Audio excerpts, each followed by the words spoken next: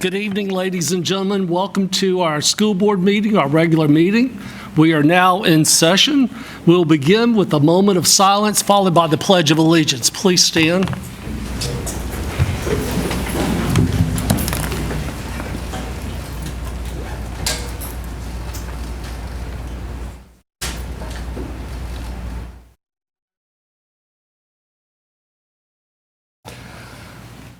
Stand for the pledge. I pledge allegiance to the flag of the United States of America and to the republic for which it stands, one nation, under God, indivisible, with liberty and justice for all. You may be seated. And the first thing on our agenda is the recognition of our spring 2023 All-State athletes and our 2023 state champions. Dr. Giles. Good afternoon, Chairman Gaskins, members of the board, Mr. Price, district administration, and of course to our extended Georgetown County School District family. The 2022-2023 school year has provided our student athletes with many opportunities to shine. 16 students were named as all-state athletes during our fall sports season. The Waccamaw High School girls tennis team was named Class 3A state champs, and 3 students were named as all-state athletes during our winter sports seasons. As the 2022-23 school year closes, we have one final group that we do want to salute, and we're recognizing on this afternoon our spring 23 all-state athletes and state champions. Assisting me with recognition will be the administrators and coaches from Carvers Bay High and Waccamaw High. 15 Georgetown County School District student athletes were named all-state teams during the 2023 spring sports season. I commend each for not only excelling in their sport, but for also being leaders as they encouraged fair play, displayed good character, and promoted good sportsmanship. First, we have Carvers Bay High School Principal, Mr. Larry Odom. And we ask that the board please come forward for recognitions.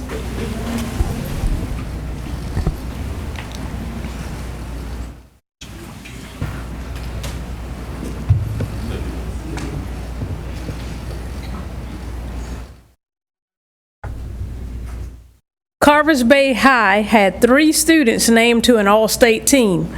Jenna K. Avant was named to the all-state softball team. If she's okay. Tyshawn Grice was named to the boys track and field all-state team.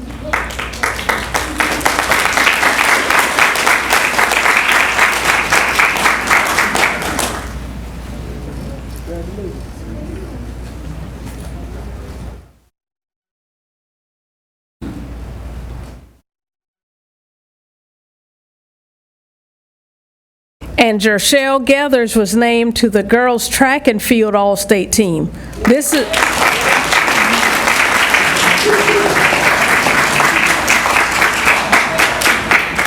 is Jershelle's second all-state recognition for the 2023 school year. She was previously recognized for being named to the all-state girls basketball team. All right.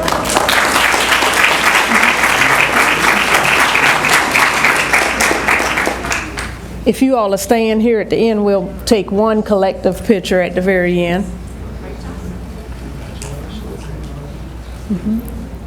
Waccamaw High School. Waccamaw High had 12 students named to an all-state team.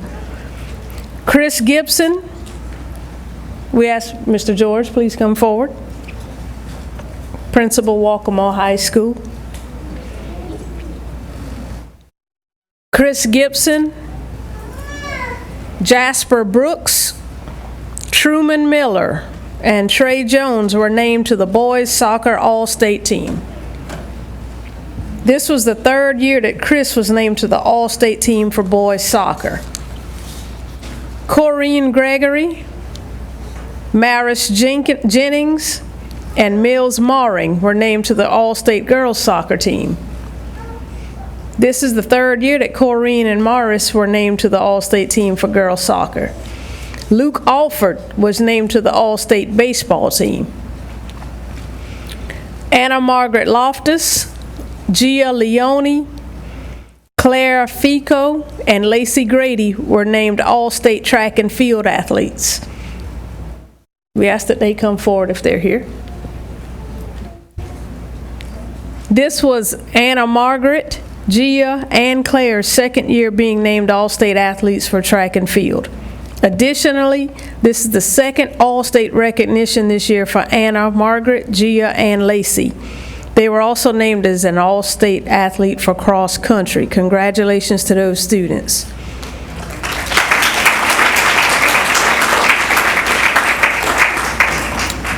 We can take a group picture.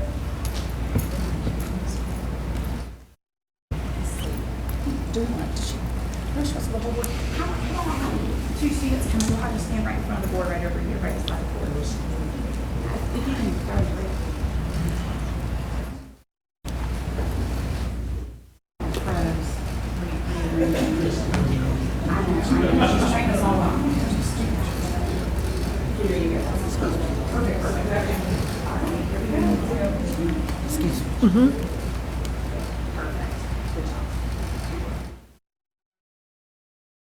I'm so sorry.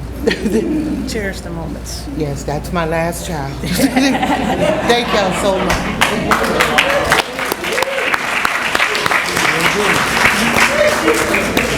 Continuing with our recognitions, we have 4 of our All-State student athletes from Waccamaw High School also earned a title of individual state champions in their sport during the very competitive spring 23 season. Anna Margaret Loftus is the Class 3A state champion for the 3,200 meters. Gia Leone is the Class 3A state champion for the 1,600 meters. This is Gia's 3rd state champion title for this event. And Waccamaw High's 4x800 relay team, which included Lacey Grady, Claire Fico, Anna Margaret Loftus, and Gia Leone, are Class 3A state champions. This afternoon, I also have the privilege of recognizing one additional group of athletes, the 22-23 Class 3A Waccamaw High Girls Soccer State Championship team, coached by Mark Sanchez. We ask Coach to join Mr. George. During the 22-23 season, 23 ladies were members of this program, competing and winning numerous matches before ultimately being crowned champions. The team defeated Travelers Rest 5-1 on May 13th to win the title of Class 3A state champions. Team members, we ask that you please come forward as your name is called. Breslin Parsons, Sophie Jackson, Helena Gregory, Avery Milling, Corrine Gregory, Morgan Hinkleman, Taylor Brown, Emily Lorenzo, Mackenzie Hayes, Cecilia Worcester, Lila Jennings, Reagan Latimer, Ava Brzezinski, Ava Cavallino, Lindsay Latimer, Grace Gibson, Megan Matthews, Hayden Hogan, Morris Jennings, Sam Ford, Mary Grace Kowalczyk, Harper Royal, and Mills Maring. Please join me in congratulating all of the student athletes recognized this afternoon.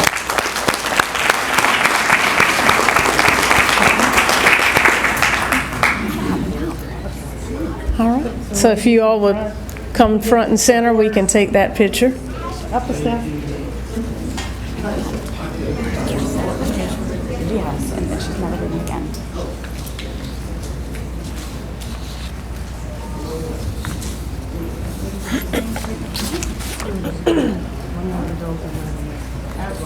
Okay, Chris, I'll be right on my side. So can I have you, this red shirt over here?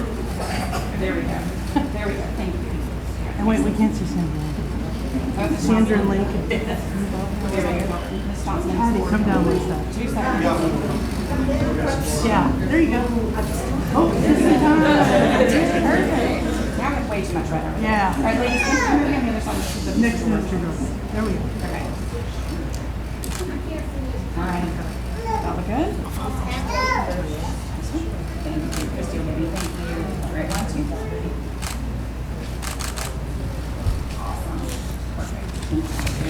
Again, congratulations to all.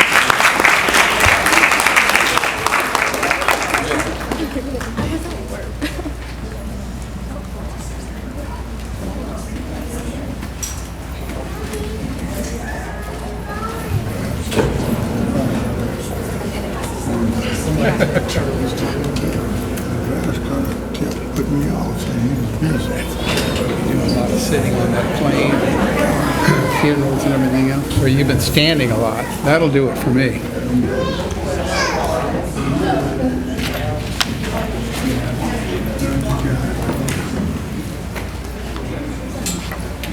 The next thing on the agenda is public comments. Comments or requests should be brief and to the point as possible and shall not exceed 3 minutes. It must not mention specific names of students or personnel. Public comments will be aired live, but the board typically will not respond to individual comments. Our first speaker this evening is Ruby West.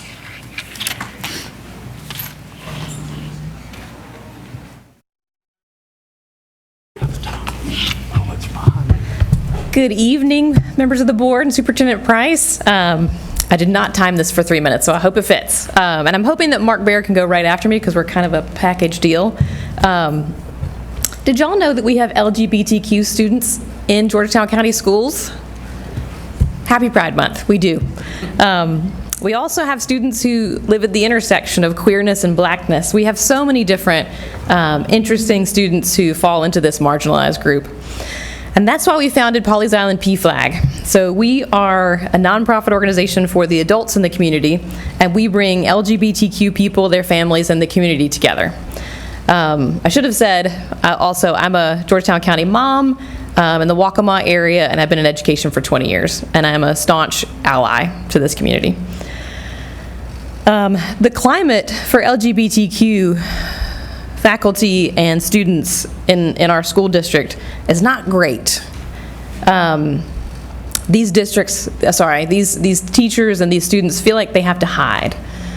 We've had a really hard time finding sponsors for gay straight alliances. We have had teachers have a hard time when they put a pride flag up in their room. We have students consistently called nasty slurs. And we've got to work together to fix this. So my ask for this community in front of the board is that we have parents, teachers, and administrators of our high school students come forward and support these students, and that we commit as a community to not penalize the staff members that support the gay straight alliances in the schools.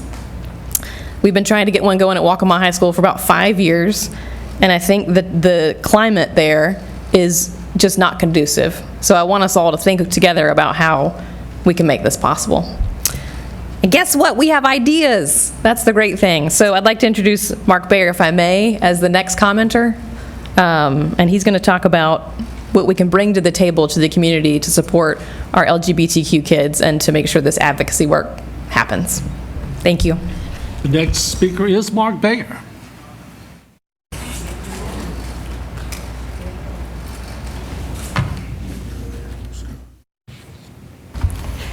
Good evening, everyone. My name is Mark Baer. I'm born and raised in this community. Served for about 20 years as a nurse at Waccamaw and Georgetown hospitals. Now I'm involved with PFLAG. About 3 weeks ago, I did have the privilege to attend the Connecting the Dots Mental Health Awareness Program here in Georgetown.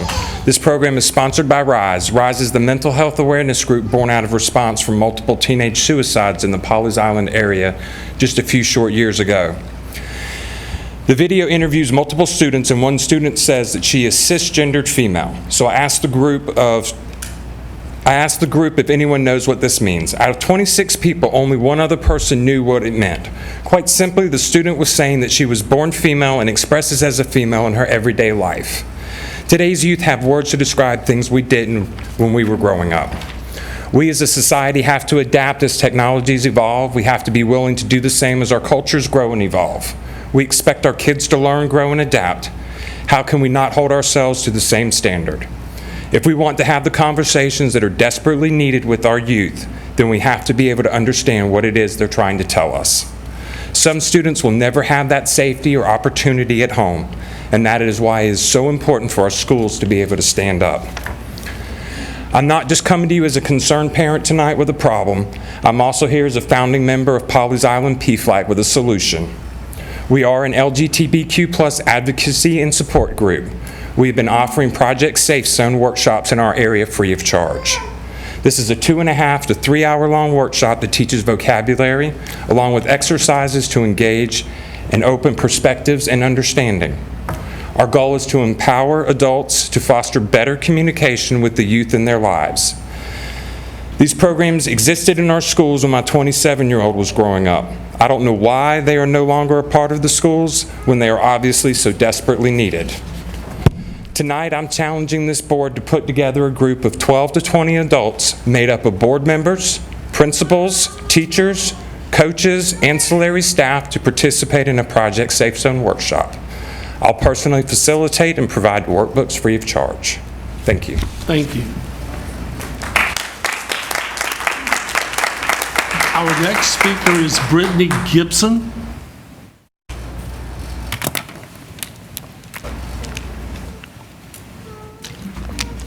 Greetings, Superintendent Price and board members. I come before you as a concerned parent and tax-paying citizen. My daughter, who has a current 504 plan, which under Section 504 indicates that students have the right to accommodations and modifications that allow them to receive an education. My daughter has struggled with a course in which I, the parent, was proactive in attempting interventions. However, she has been unsuccessful. Therefore, I inquired about summer school and was rapidly, without a thought, told, unfortunately, no. The student has had time to complete the work by an administrator. So you don't approve a child for summer school who has accommodations in place, yet the Waccamaw High School administrators brush under the rug the senior class who committed vandalism that allegedly amounted in thousands of dollars. Much more than balloons and streamers. I saw the pics and videos. It seems to me that the administration at Waccamaw High are a bit confused on their roles in such a way that the students have no regard for administration. The black and brown students that attend all Waccamaw schools have no support or representation. They don't have anyone that looks like them in authority or in the classroom. This is concerning, board members, and I beg of you to address these issues expeditiously. Thank you.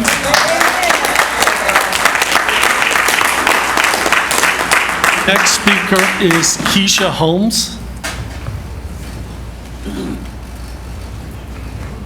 Good afternoon. My name is Taisha Holmes, and I'm standing here before you all. I am a product of Georgetown County School District. I graduated from Choppy High School. When I went to school, we were a village. The teachers looked out for each other. The administrators looked out for the students. We were a family. However, when I left Choppy, I was not prepared, based on your mission statement, to be a citizen in a diverse society. As you all know, the Choppy area was predominantly black, and still is. We live in the Carvers Bay Zone area, so we have applied for a choice school. So my kids go to school at Waccamaw. And the reason they go to school at the Waccamaw area is because I want them to be in a diverse group society. I want them to be able to understand that the world does not just consist of black, it does not consist of white, it consists of white and black. However, while they're at Waccamaw, I feel that they are not being treated fairly. If your mission statement says you're to prepare students with world-class knowledge and skills that prepare them for citizen in a diverse society, and you know what's going on in the Waccamaw school area, and this is not my first time here, I said this the last time, why are y'all not doing anything to fix that problem? Y'all know it's a problem. I've emailed every last one of you all, and I've explained to you all the situation that's going on over there. and yet nothing is being done. So your mission statement needs to be placed, your mission statement needs to hold true. If that's your mission statement, do what it says. Don't just have it there for show. Do what it says. Change needs to occur. Thank you. Next speaker is Wesley Gibson.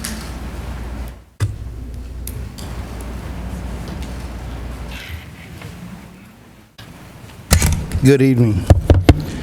As a taxpayer, I have some questions that need to be answered.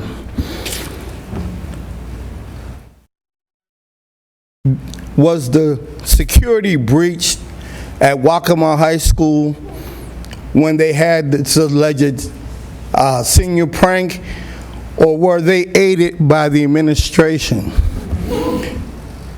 This county, this school board has spent thousands of dollars on security for all the schools.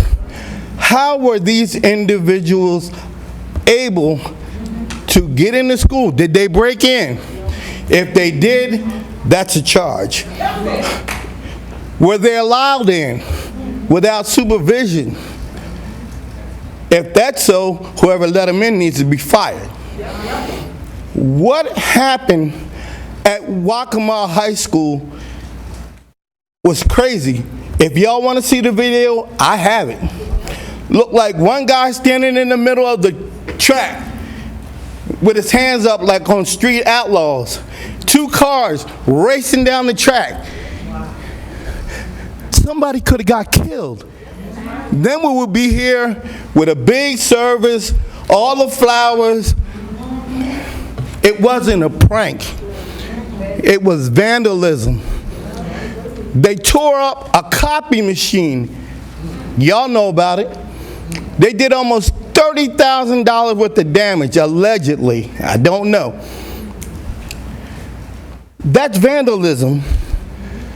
Vandalism, and I'm sure you know what vandalism is. Intentional to deface or destroy public property. That's my property. I pay for that every year in taxes. I want to know what happened. And if any janitor cleaned up that mess that they made, that's my money. And that information should be afforded to me while they cleaning up the mess that somebody else made. And finally, you know, somebody could have gotten killed, somebody could have gotten maimed for life, but then you suspend a little girl in middle school for filming somebody vandalizing somebody else's car, then you want to charge her. Why not charge, and you should charge the individuals who did the damage. Don't let their parents pay for it, they got the money. Teach them a lesson. And I'm going to ask for an investigation and answers to my questions. And I thank you.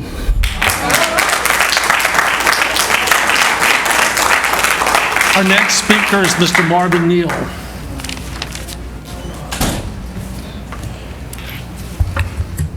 Again, good evening. I know I'm going to echo a lot of the sentiment that was said here today, but I'm here today tasking this school board to request a full investigation of what happened at Waccamaw High School by the safety and at-risk officer, who I assume would be doing this investigation. Mr. Price following up as the superintendent, as he should, of these ongoing situations at Waccamaw High School and the situation that just happened on the 21st as a prank. Everything is out there.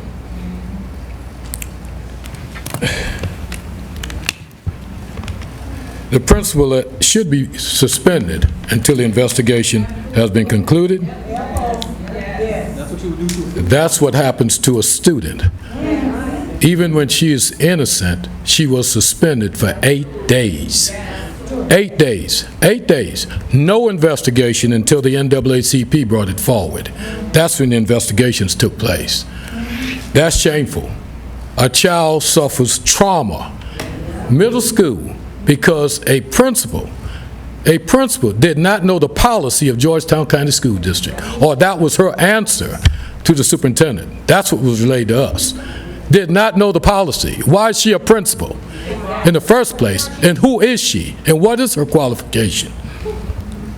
We have some problems here that need to be fixed. And it can't get fixed with failed leadership. This district needs sound leadership in the superintendent position. And it's up to this school board to hold the superintendent accountable. He works for you. He works for you. You don't work for the school, for the superintendent. And I think you all need to understand that. All the training that you've had, get that one straight. You're in charge. School board is, for the superintendent of education. The NAACP and this family have met that talked about her child. 2 separate incidents, more than 2, but 2 recently. How could a child get suspended for her hair being pulled out of her head? Created situation by allegedly the principal. She said, created a disturbance in the hallway. Is somebody going to ask the superintendent what was the disturbance? And what happened to this principal? Did she get a needs improvement like Carvers Bay principal? Did she get removed like LaTanya Johnson? No. That answer is no.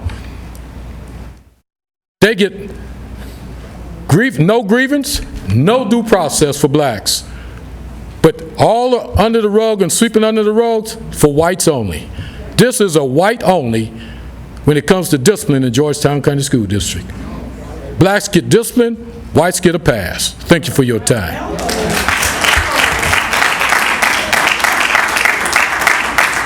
Our next speaker is Felicia Cooper.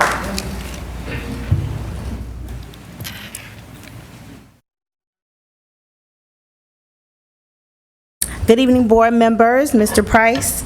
I'm going to lighten your load because y'all have had a lot going on tonight. So I am here to discuss video recording on cell phones. As you all know, Carvers Bay High, Middle, Pleasant Hill Elementary, Browns Ferry, and Plantersville Elementary will all be magnet schools next year. And the current video recording policy states that these students are not allowed to have their cell phone during class time or any other time and cannot record anything on school, most specifically fights. I want you guys to revisit that policy because if you're going to initiate a magnet school and call it a STEAM academy, which focuses on arts, the video camera on their cell phone could be a recording device that they use for content creation. They could use that video on their phone also to make the school a popular place and advertise the environment at the school. So if you're going to tell them they're not allowed to do that, you also have to take a look at your reporters here who are also using their phones to advertise these meetings. Something about that needs to change. Let's create a positive environment with the arts so that our children can learn positive ways to use their cell phones in a manner that which benefits the schools and the district in a positive light. Also, as a parent, it is imperative that my child have access to call me, contact me if something is going on. God forbid we have a school shooting in Georgetown County, and because you guys have decided to block the cell phone signal at the school, our children can't reach out to us and let us know what's going on. We need to be able at all times to have access to our children. Now, I understand there was a time in which that was not possible, but this time has passed. You're in a new age, and your policies must reflect that time frame and this age. You're going to get students that are going to buck the policy, get suspended or expelled because they buck the policy, when the problem is not them, it is the administration that is creating archaic policies for students in a new age. So I'm asking you, if you're asking us to buy into the new magnet school, we're asking you to create an environment that we can buy into. Thank you.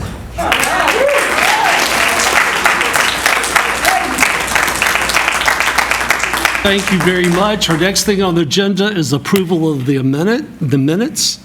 They are before you. I put in a call to speak for public comment.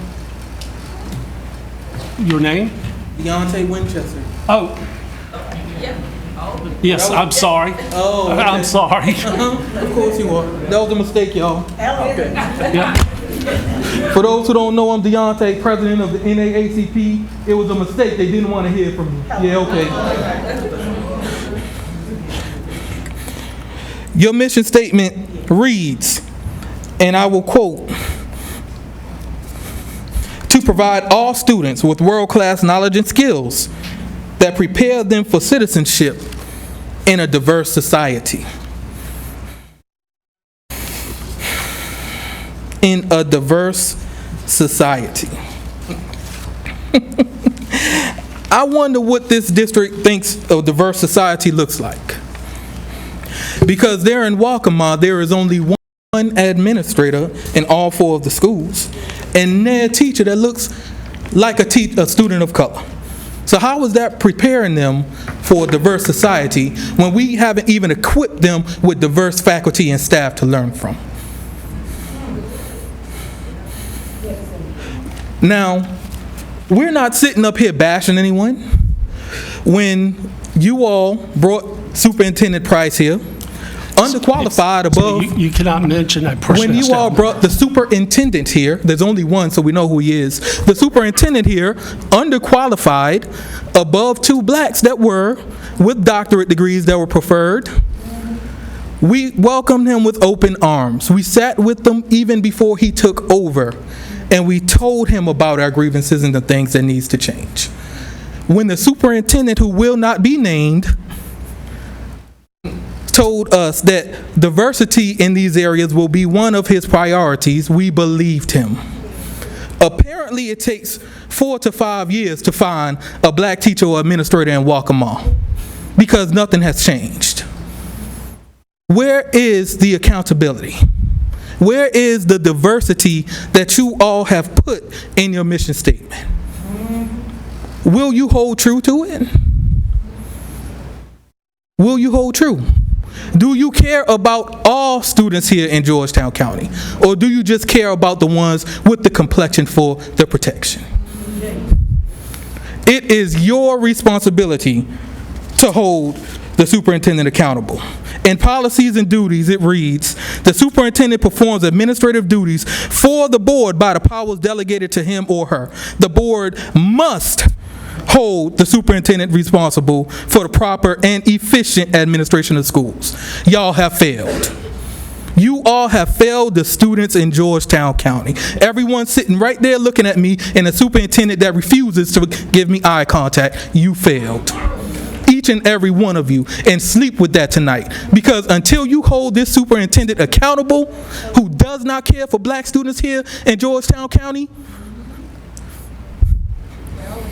things have to change. And Mr. Price needs to go. He is not the one.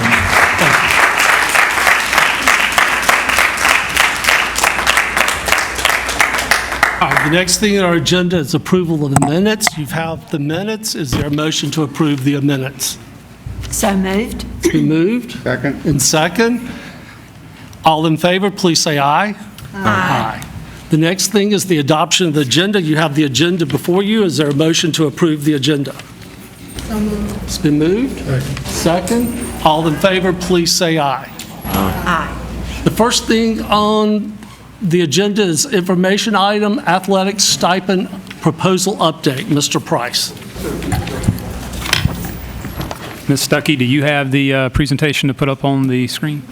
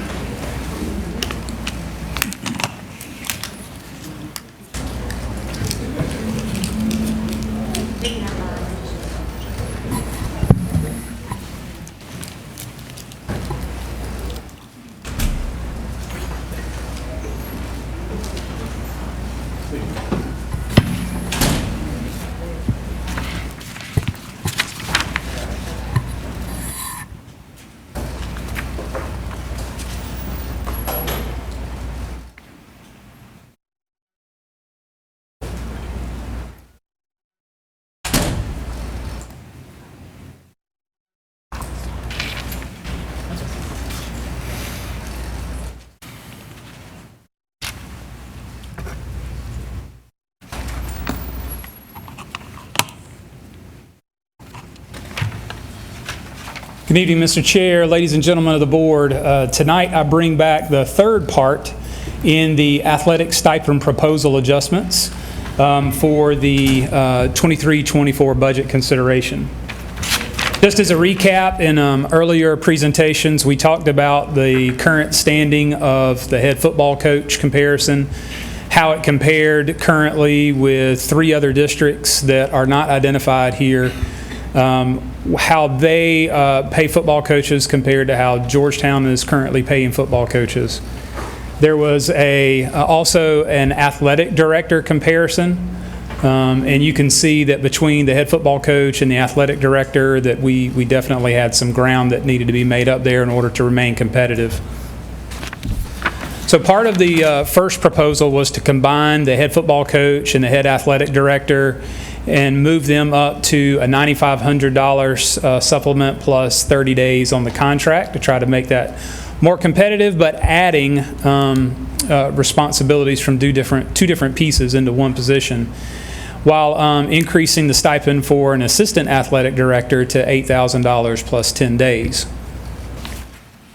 After that, there were some concerns from the board and a request to go back and try to tier it so that schools with the number of athletics programs that had more responsibility, more athletes, more programs running, that there be a tiered approach. And so the more sports that are offered at a school program, the higher the stipend. And so we went back, and so this was the recommendation that was made by a small group of people based on the feedback from the board. And as a reminder that the assistant AD gets 10 days on their contract, so that's 40 total days. If you look at this combined position between head football coach and athletic director with 30 days, the assistant AD gets 10 days. So just a reminder that if those two positions are combined and offered that way, then this is the recommendation for that stipend moving forward. But there was concern and a request also not to mandate that, to give flexibility. And so while this would be one option, that if those two positions, those two responsibilities were combined into one position, head football coach and head AD is one person, this would be the recommended pay supplement for that. If they were separated, it would go to something like this. This is the recommendation. The head football coach would be $10,000 plus 20 days. Still with some ground to make up with nearby districts, but a big step from where we currently are. And then the same thing with the head athletic director. Still a tiered approach. The more athletics that an AD is responsible for, the higher the stipend to go with that. And so with this, if you take the 40 days in the previous where the two positions are combined, this one splits it up. So 20 days for the head football coach, 20 days for the head athletic director. So, and if you're going to split the positions, the recommendation would be to remove those 10 days from the assistant AD, since the head AD would not have the head football coaching responsibilities to go with it. So there would be an option that a school could select to go in this way if the candidates are interested. If the candidates are not interested in having a combined role, we could split it and go in this direction. So if the head football coach and AD are combined, then the tiered proposal would be about $18,000 more than the original proposal that was submitted to you. If the head football coach and AD are separate, then you look at a balance of those two approaches with $10,000 plus 20 days times 4 positions. That would come out about $2,500 less than the original proposal. But the part that would tip it over would be the head athletic director tiered proposal. So if you split those positions, it's going to come out to a net increase of about $63,500 more to split those two positions. Now, not all schools would necessarily go in that direction. Some may choose to stay with them combined. That's currently a structure in some of our schools. And in others, they may prefer to go in a split fashion. But in order for us to budget properly for it, we would have to budget the higher rate, so that if everybody went to a split proposal with head football coach and head athletic director split, it would be an additional 63.5. So the original proposed athletic budget that you saw with the budget presentation was 371.2. In order to fully compensate in case all schools went in that direction, that number got bumped to 434.7. So that was a request that the board made at the last presentation, was to come back and bring back a different proposal, and so we pulled together, bring that forward to you now for consideration, and be happy to answer any questions that you may have at this time. Okay, is there any thoughts on this? Because we need to make a decision which way to move forward. I have a question. If the AD is separate from the football coach, and it wouldn't have to be a football coach, it could be any coach, or... Correct. Am I to understand that? I think that's where we are. That's correct. And if you go back and look at the stipends, that there's a different pay structure for the different coaches, and they were all grouped based on which sport they coached. So that is correct. But they would get the head athletic supplement. But what would happen with the class load? Should your football coach just be a football coach and you have a head AD, or any coach be a coach? Would we give them the same number of classes? So right now, if the position is combined, if it's head football coach and head athletic director, then the position gets an extra planning period each semester. So they get an extra planning period first semester, extra planning period second semester. So one thought is that if those positions are split and it goes to someone else, then one could get one extra planning period one semester and the other one can get an extra planning period one semester. Or both days could stay with the athletic director and they would get the extra planning period both semesters. So there's two possibilities, two directions that you could go if the positions are split. Yep. Mr. Price, based on the number of sports, and I'm just looking at a particular screen, head football coach and athletic director, if combined, how does that break up with our high schools? I mean, do we literally have a high school that actually has 25 plus sports, or? We have one that is really close. Waccamaw is the closest with the most amount of sports that are offered, the most number of student athletes who participate in interscholastic athletics.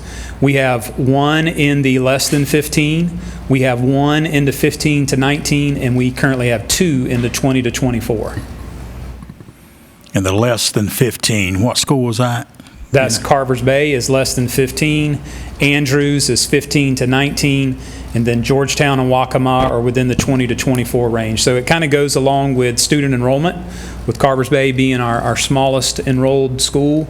They have the smallest number of athletic programs that are currently being offered, then Andrews, then Georgetown and Waccamaw. Thank you. Yes, sir. Mr. Price, I'm trying to remember the original survey that was done. Were the positions of head coach and athletic director, were they the ones that were where we were least competitive and we were fairly competitive everywhere else? Yes, sir, that is correct. We had the biggest gap with being competitive with football coach and athletic director. With the other sports, we were relatively in close proximity to our nearby competitors and to a district that was similar to us in size. But with head football coach and athletic director, we were drastically behind. If you go back to that first slide, you can see here with District 1 and District 2 who are near us. District 3 is somewhat near us in the same region, but roughly the same size. And you see what they were paying head football coaches compared to what we are currently. And so that's what, when we did the salary comparison or the supplement comparison, that number and the athletic director is what really stood out, is that we had some significant ground to make up in those two areas where we were relatively close. We were maybe just a little bit behind, not much in the other athletics areas, but with these two we were significantly behind. As I look at the original survey data that was put up there, it seems like for the athletic director, we're within the ballpark, but for the head coach, if we're splitting the positions, it seems like we're still a good bit behind. Are you talking about this number? or the proposed number? The proposed number. The new proposed number if split? Right, I'm looking at, the range in that District 1 was, that was the question I had too. It shows 6,500, 8,000, and 9,500 plus 50 days. Are all three of those at plus 50 days, or is Yes, it just sir. they are? They are. Those numbers, the 65, 8, and 9,500, that's for their smaller school, medium-sized school, and large school football coaches. Okay. But each of those, regardless of the classification of the football program, got 50 days added onto their contract. And then 2 was 15,000, and 3 was 14,200, and the proposal is 10,000 plus 20 days. It just seems to me that may be a little bit short, particularly if some of these other schools, as we understand it, are moving to increase their head coach salaries. Yes, sir. And looking at how to balance trying to do something across the board for all coaches, and looking at where we were to where we're trying to get to, trying to come up with somewhat of a moderate step in the right direction. And as we've shared multiple times before, that this would not be a one-time thing. This would be something that as we do our salary comparison for other positions, this is something that we'll need to keep pace with moving forward.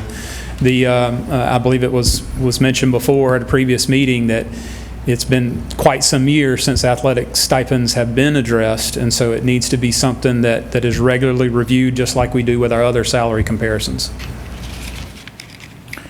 But if it's the board's pleasure to adjust this number differently or up more, then we would just need some guidance from the board about where to go here tonight.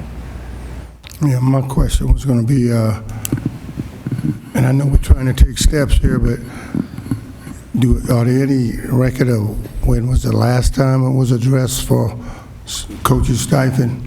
Oh, how long has it been? 2016? 2016.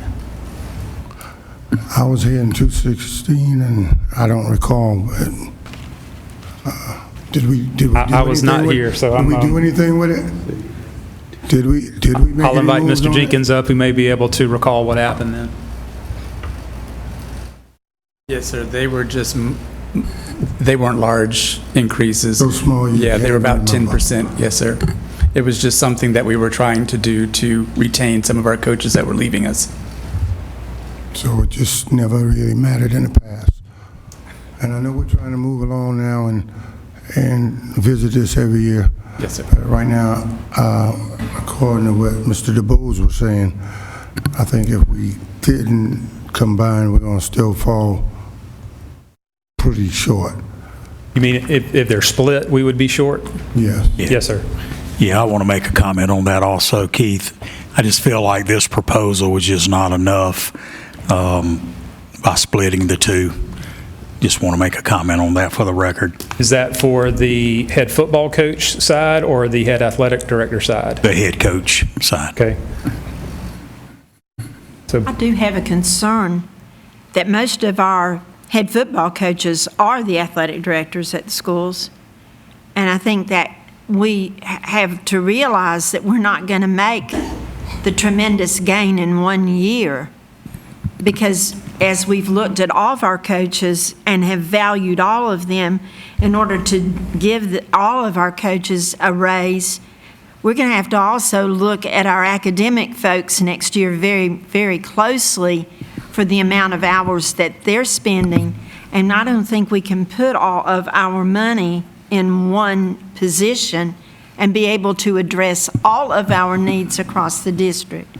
So I personally think that if we can move in this direction, that we have, when we look at the amount it's increased our budget overall, it's almost $500,000. I mean, that's a tremendous increase in athletics in 1 year. And I personally can't see any higher raises than where we are in our budget right now. I tend to agree with that. It's hard for us. I think this is a good start that we could come back and visit, because at some point we're going to have to look at the other academic stipends that are out there.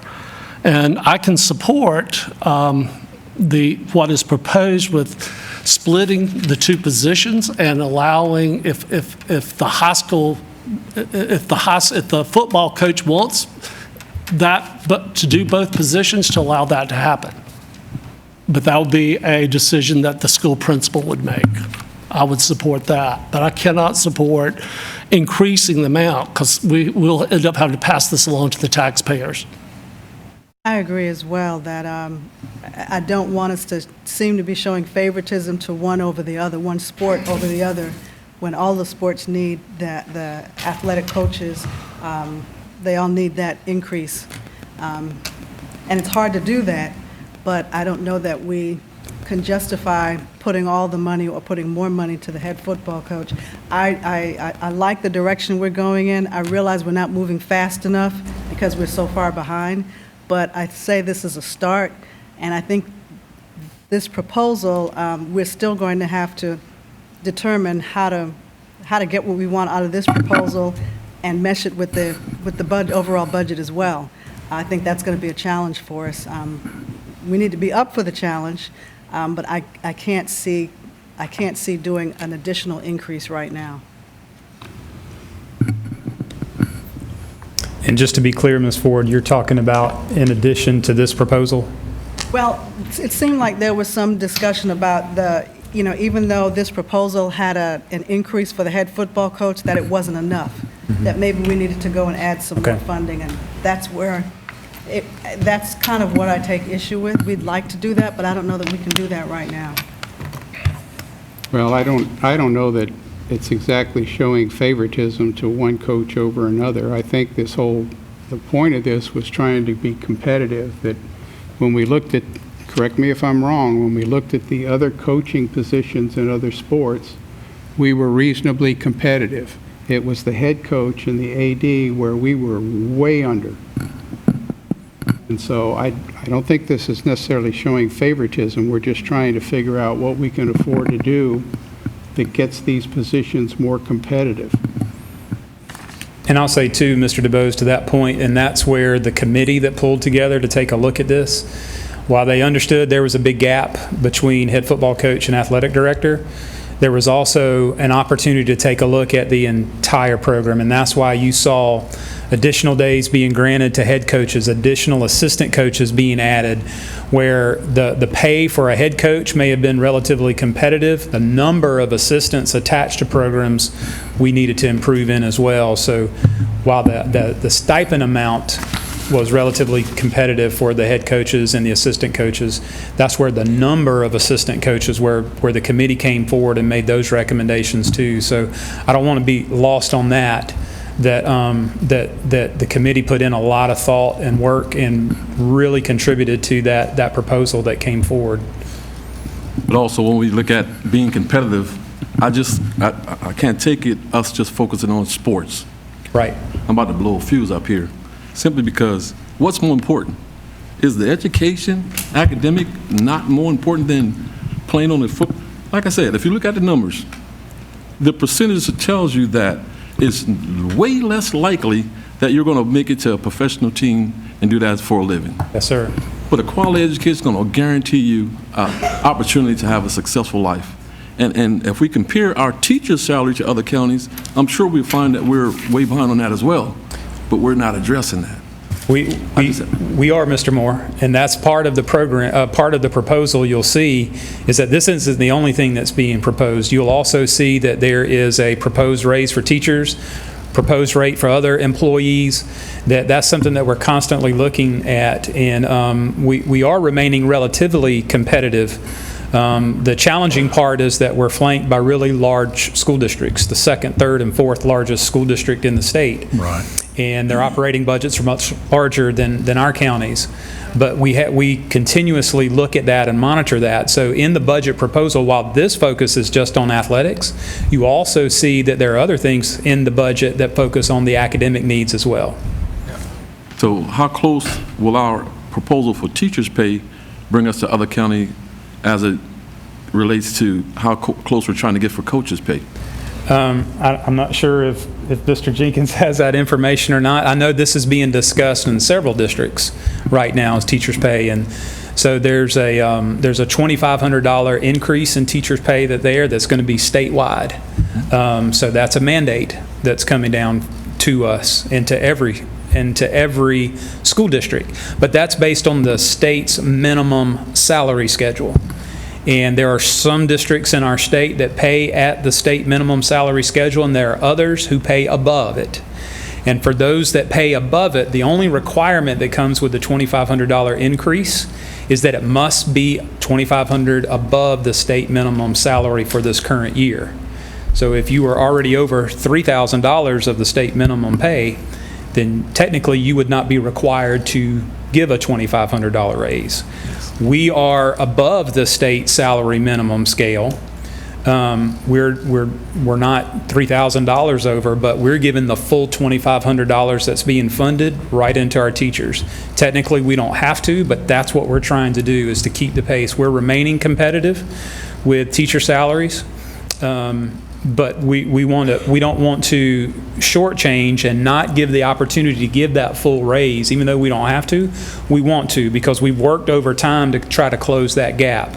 And so every opportunity we have when we receive funding for the state for that way, it's the belief that we should do that. And so if the state is going to give us $2,500 extra per teacher, then we want to give every dollar of that to teacher, even though we're above the state minimum salary scale. We want to continue to keep that pace. I certainly think that that's necessary, because coming in making $45,000 these days, yes, sir, you need a partner. That's what our teachers are coming in making, 45. I know our state has set goals to get to $50,000, I believe, by the year 2030, maybe, is the goal. And we will move as rapidly as we can to close that gap. Mr. Price, can we look at the adjusted amount of budget, and let's kind of break this down on what it would actually do for our proposed budget? Can we just kind of break that down real quick? So if the head coach, football coach, and the athletic director are combined, what is that going to cost us based on tiered proposal? Is that $18,000? At the last proposed budget that you got, it was $371,200, and that included all the other adjustments and recommendations that came from the athletic stipend committee. If we bump that to the tiered proposal, it would be $18,000 more. So it would go $371,200 plus 18 more, which would be $389,200. If every school, and right now I believe that this past year, 3 out of the 4 head football coaches were also the head AD. So this past year, 3 out of the 4 were already combined. But in the event that every one of them chose to split, then that second portion of this screen would come into play. That's what it would cost us. So in order to budget properly, we'd have to plan for the worst case scenario, what would cost us the most, and that's where it would cost us $66,000 more than that $371,200 that was originally proposed, which would bump it up to, well, not 66, 63.5 more, which would bump it up to 434.7 if every school split the head football coach and AD position. I also want to say that I really appreciated the fact that committee looked at the number of assistants and gave everybody days, so that in the summer when these folks are out practicing, that it's not just the head football coach or it's not just whomever, that it's also the assistants that are able to get those days of pay. Right. Because before that has not been in our proposals. So we've looked, I think, at our district as a whole, and it's not been a targeted approach, but a holistic approach to allow a lot of our people to get extra money for the work they've already done. And it's also increased the number of paid employees that we have in each of our areas. So as we look at it, we've done a great deal for programs in our schools as opposed to just individual targeted people. And for that, I am really thankful. I think that's a really good approach to go forward with because it values a lot of different people in our district. Excuse me. And I just have to throw this out here because, there's some people that hadn't been sitting up here for the past 7 years. And what I'm gathering is all we're talking about here is sports. It's not just about sports. Education's been the forefront every year since I've been here. This is the first year I've ever had a conversation about coaches' stipend. So I just don't want folks to think that this is just all about athletics. It's not all about athletics. It's just their turn to get a little attention. Teachers been getting it from the minute I got on the board, and I'm sure before. So let's just not get it twisted here, that this is just all about athletics. It's a conversation that needs to be had. So our teachers, I've seen several raises for them and other workers as well since I've been here. So this is not just about sports. Yep. We're moving in the right direction with everything in this district. The other thing I'd like to say, Mr. Price, is we focus on that word coach, but these coaches that go beyond their duties to mentor and coach our students, they're just so important to the life skills of these kids, the discipline of these kids, their future. It may not be as important as education, but what we got to remember is these coaches are also teachers. These are teachers. We can call them coaches all day long, but during the day from 7 to 3 or whatever, these guys and ladies are teachers. They go beyond the teacher role to coach. Many of them, yes, sir, but not all of them. Yeah, well, there's some that are just coaches, right? Yes, sir. And many of our teachers go above and beyond as well. Absolutely. Yeah. Oh, absolutely. Given that we're trying to catch up and it looks like we're still short, I'd like to recommend that we at least add $1,000 to the proposed for the head coach. So it's $11,000 rather than 10, plus 20 days.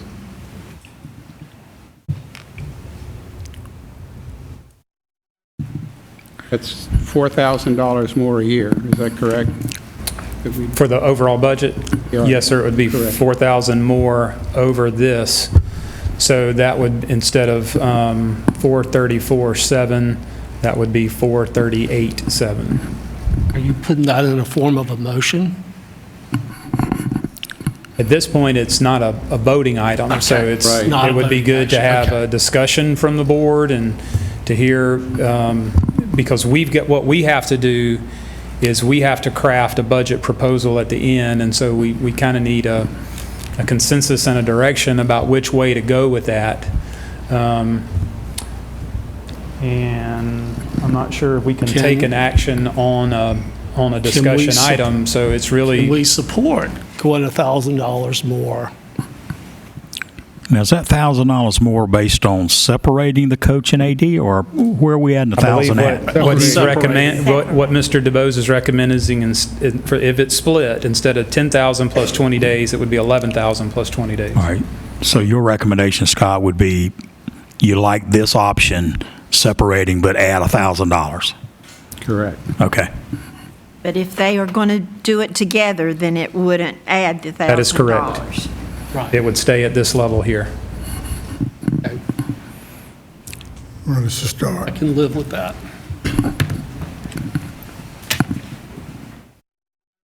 Any other discussion?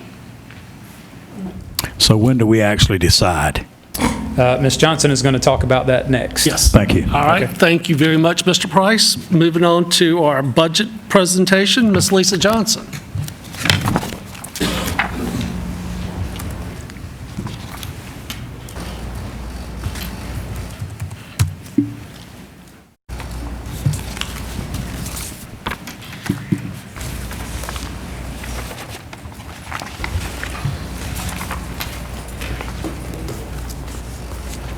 This down, Brent, please.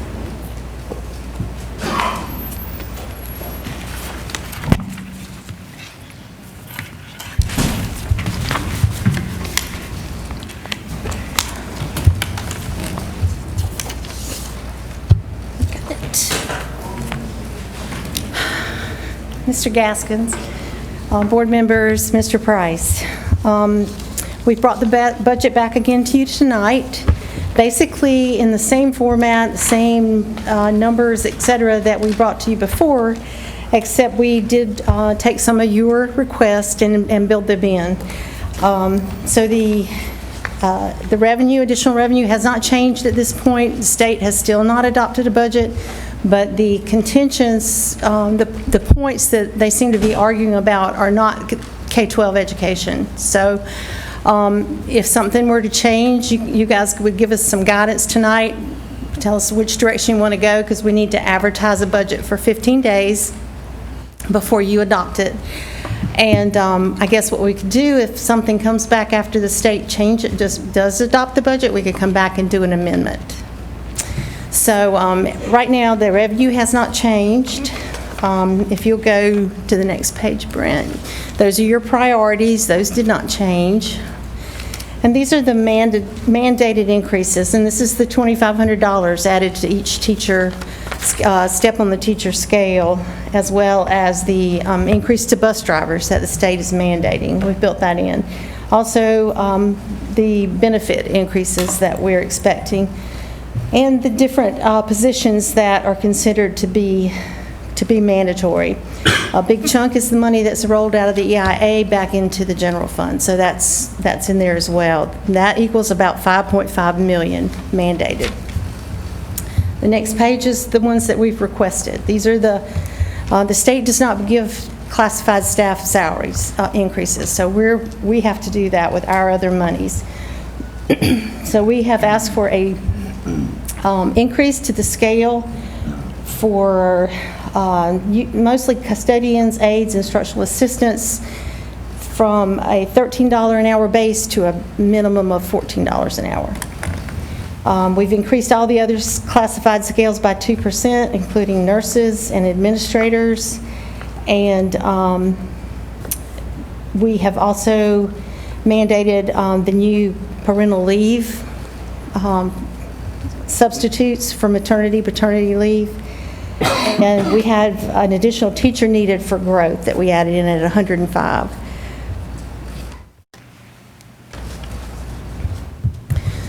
So on the next page, if you can see the mandated total, the requested total, it's $1 million more than what, we have $1 million more in revenue than what we needed to do those two items. So, but we also have $3.4 million in additional requests from schools and departments. So netting that out, that's $2.4 million short. Let's go to the next one. And so here are your choices. We can go with option 1, which is no millage increase, and we'll use the $1 million to fund, go to the next one, these items. And we do have the athletic stipend proposal moved up based on your recommendation. We had it at 4, let's see. We had it a little higher in the last presentation. So we've added about $24,000 to get to the number that Mr. Price has in his presentation. So 434.7. You had asked us to keep the arts position and school music positions for Browns Ferry and Plantersville to make them 1.0, so we've left that there. We moved the teacher on special assignment is still there, and the arts position for Carvers Bay High and Middle full-time is there. And also we've picked up the Carvers Bay Middle School science position for their Title I loss in funding. So you could do all of those things and still have around $110,000 left with no millage increase. Option 2, if you go up 1 mil, you could include everything we just talked about in option 1.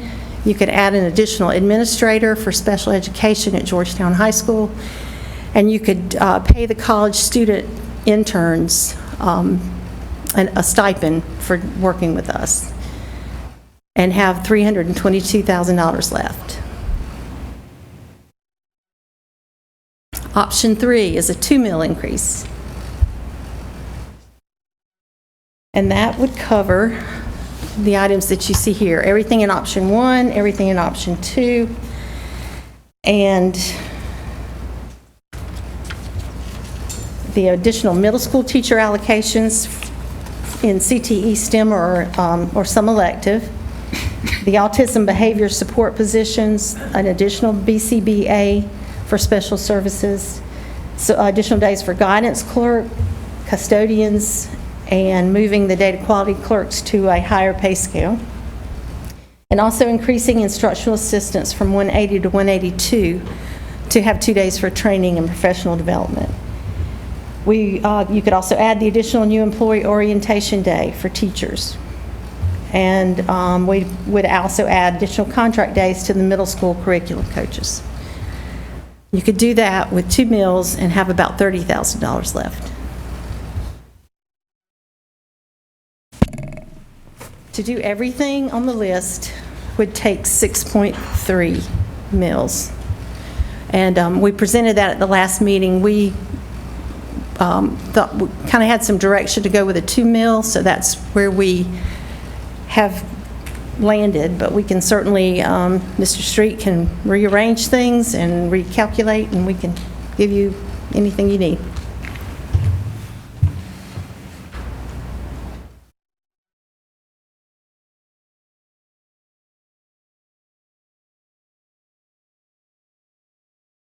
I can support option 3. I can as well. I like 3. I have one question. Yes, sir. The weightlifting at Waccamaw Middle, does all the other middle school have a weightlifting coach? Dr. Goss, I don't believe so. I think that's high school has weightlifting, but not middle. Isn't there something on there for Waccamaw Middle?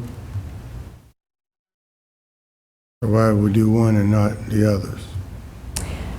There is a teaching position, the STEM or CTE, or that would include Waccamaw Middle. Is that what you're asking? Yeah, so this person would be just a weightlifting coach? That's not in option 3. That's not in 3? No, sir. That is in the things that are not funded after the 2 mil increase. I'm looking at Mr. Walker, just for clarity, I think what you're asking about is, would we do one at one school and not at all the others? Exactly. And you may recall that whenever our principals come to present the request based on the collective group, so the middle school principals had a presentation for requests, then individual schools also had the option to request things specific for their school, so it wasn't a universal request. So that one was, the only request for that position came from one school, so that's why you see it only as one position rather than 4. Where you see the STEM positions earlier in the options, that was a uniform request that everybody wanted that. Everybody wanted. Yes, sir. So they were the only one requested this. I certainly can support option 3. And once again, just for clarification, the fact that we're going to retain that science teacher at Carville Middle School, that means that we're going to still share that music teacher and arrange it where the kids will walk over to versus the teacher having to go back and forth? That wouldn't, I'm not sure. Somebody's going to have to help me on that one. I see, yes. Currently, Carvers Bay Middle School has 1 core teacher per grade level, so 1 math, 1 science, 1 social studies, and 1 language arts. Due to their enrollment, they were slated to lose a teacher. However, if you took that science teacher away, that would mean that you would now have to combine a 7th and 8th grade science class or 6th and 7th grade science class, which really is an impossibility. So to make a schedule work, we need to add that science placement back. Yes, at the last meeting, it was said that we could do that, but we would have to save money as far as Carville Bay High and Middle not having a music teacher full-time. They would have to share the music teacher. I'm just asking, is that still the case where the kids will be having to walk? That is, okay, let's see. The choral music is not included in option 3 for Carvers Bay High and Carvers Bay Middle. And I do believe I remember someone saying that, and maybe it's you, Mr. Price, that the principal was working, the two principals were working together to make that more seamless and easier for the kids to participate. And that's still the case? As far as I know, yes. Mr. Street, if you advance the next slide. It's at the top. Yeah, it's at the top. So in order for that to not be a shared position, then option 3, looks like if you added that in, that's an extra 90,000. If you could go back one, so we were about 60,000 short in order to pick up that extra option on the next page. I'm not asking for it not to be shared. I'm asking, is it still the plan to share the position? They do so, that's what they've been doing, and Yes. so if that doesn't get approved, then that's what they will continue to do. Yes, sir. It's coming back to me now. It took me a second. What's happening is instead of that teacher moving from one location to the other, the students are moving from the middle school to the high school. That's the answer. Any other questions? So a 2 mil increase is an additional, how much, $12? $12. Per 100,000 evaluation? Yes, sir. And the last increase was when? Last year. Last year? Yep. Yes, sir. 2 points. Was it last year, was it a 3.8 increase? That's what I'm looking at right now. I'm trying to, Yeah, I think it's 3.1. 3.1. I think it was 3.1. Yes, just over 3. So we're less than last year? Yes. Okay. Yep. I got a question. If we choose option 3, if that's what we go with eventually, what option does option 3 include for the coach stipend? Are we talking about worst case scenario, or are we talking about? So if you go back up to It includes option Mr. 1. Price's total. 66. So that includes that if we split them, and it was 10,000 plus 20 days, or the weighted tier for the AD, it would cover it if we split them at all 4, and that's what the adjusted amount is there. So that includes that adjustment. So Gotcha. it gives schools the opportunity to split those positions if that's what they prefer to do. And one other last question. So the number of days, we looked at the $10,000 and somebody, Scott, wanted an extra 1,000. It was plus 20 days. Do we know what an average 20-day is for any teacher? Can we come up, is it $100 a day Calculated for too? budget-wise, we calculated at $300 per day. That gets the salary plus the benefits that go along with that, So 20 days would be $6,000 added to the 10. roughly.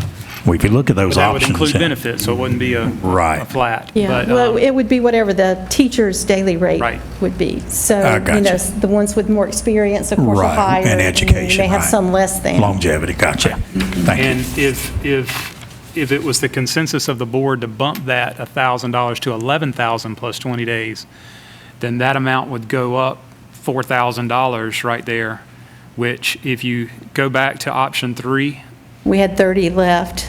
we so had we 30,000 could left cover- over, so that could be, that $4,000 could be absorbed. Gotcha. Thank you. Okay, I think we're good with option 3. All right, thank you, Ms. Johnson.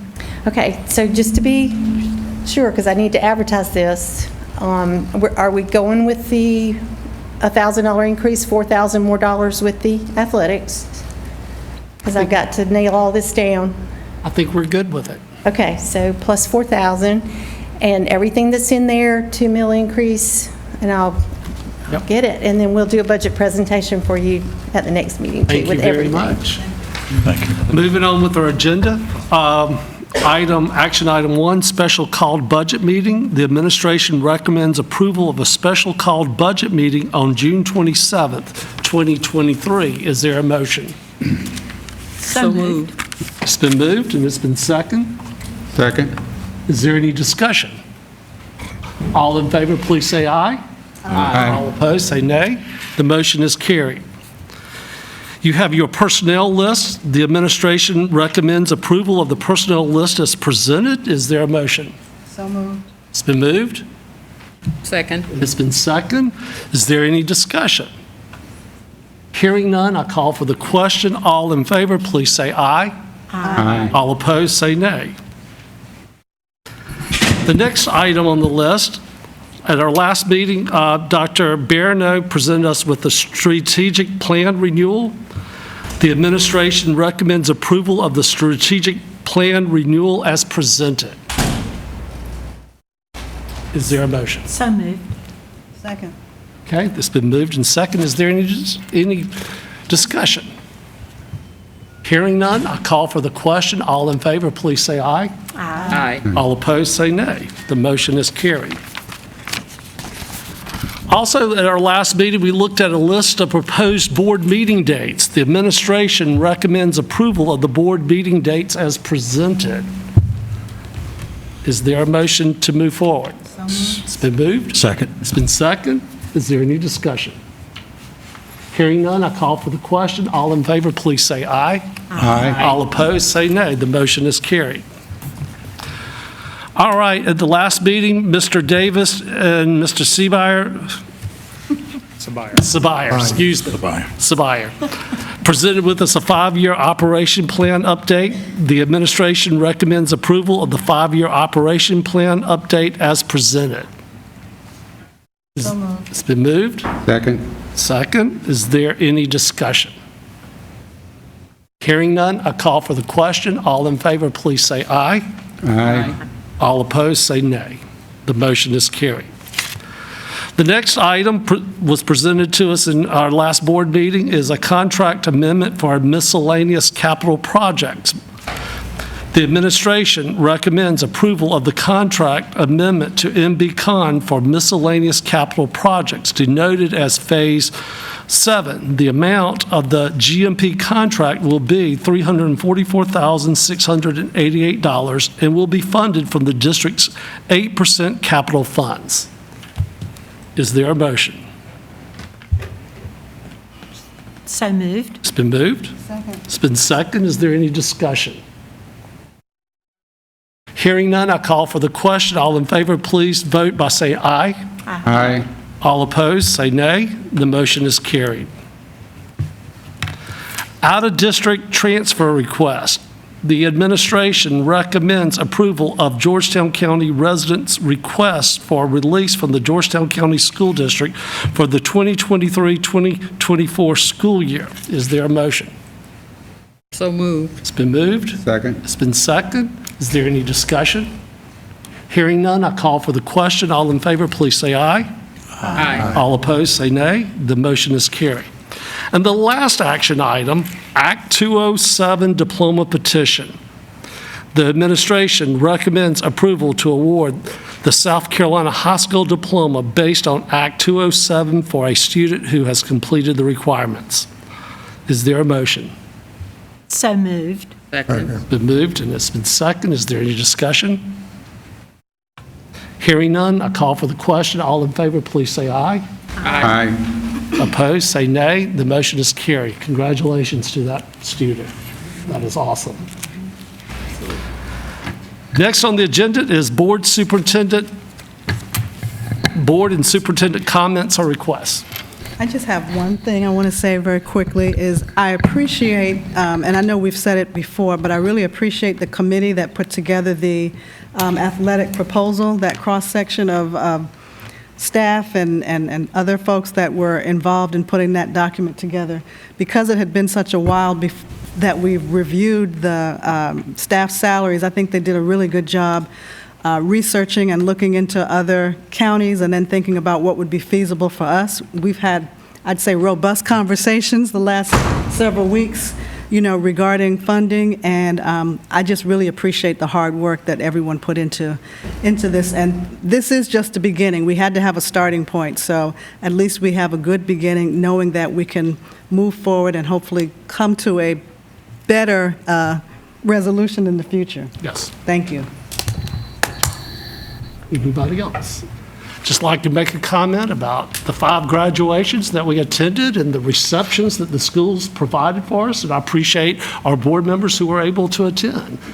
It was a lot of fun. Let's do it again next year. I'd like to comment on that because this is the first time I've been through all 4 graduations, and I thought they were absolutely terrific. Yes. but everything about them was so well done, and I thought the salutatory and the valedictorian speakers were just terrific. They all were special. Absolutely. Makes me proud to be a board member. It's excellent. Mr. Superintendent, Mr. Price. Thank you, Mr. Chair, and ladies and gentlemen of the board. We have wrapped up another great school year in GCSD. The past couple of weeks have been filled with award ceremonies, promotion ceremonies, and graduation ceremonies. It's so rewarding to see all the students' hard work paying off, and we will all and wish all returning students a restful summer, and for all of our graduates, a successful pathway forward. We've had 2 significant contributions over the past 2 weeks, one from International Paper and one from Parker's Kitchen. We're excited about the new partnerships we have formed this year and appreciate the ones that we have that are continuing. Congratulations to the teams from Kensington Elementary and Pleasant Hill Elementary who won the annual First Tee competition this year for large schools and small schools respectively. The top scoring girls from the 2 divisions were Scarlett Schroeder from Waccamaw Intermediate and Zoe Curtin from Coastal Montessori. The top scoring boys were Maddox Mixon from Kensington and Colin Seaton from Coastal Montessori. Since our last board meeting, we've had several other annual awards issued. Congratulations to the following of the year awardees for the 23-24 school year. Support Staff Member of the Year is Miss Erica Armstrong from right here at J.B. Beck. The Bus Driver of the Year is Miss Deborah Schroyer from the Waccamaw Area Bus Hub. The Rookie Teacher of the Year, we had a tie this year. Miss Luisa Andrada from Carvers Bay Middle and Miss Ansley Ellis from Maryville. And finally, our Teacher of the Year was Miss Julianne Humowitz from Waccamaw High School. Our summer reading camp, summer school, and other summer programs are beginning this week, and we want to thank all employees working within those programs for making them possible for our students and our families. Thank you, Mr. Chair. Thank you. The next thing on the agenda, we have executive session for the purpose for the recommendation for our Executive Director for Special Services. Is there a motion that we go into an executive session? Second. Second. All in favor, please say aye. Aye. We are now in executive session.